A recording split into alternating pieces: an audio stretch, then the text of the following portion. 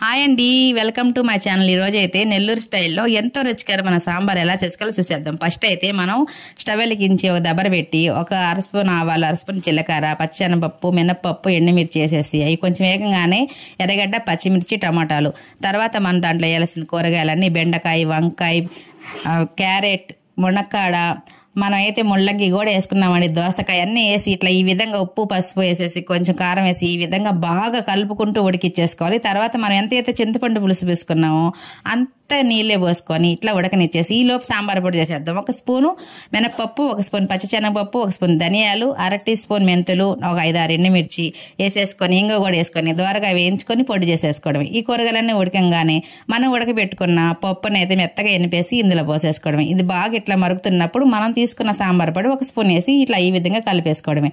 ఇంకేముందండి, ఎంతో రుచికరమైన నెల్లూరు స్టైల్ సాంబార్ అయితే సూపర్గా రెడీ అయిపోద్ది. తప్పకుండా ట్రై చేయండి. ఓకేనా, బాయ్ అండి, థ్యాంక్ యూ ఫర్ వాచింగ్.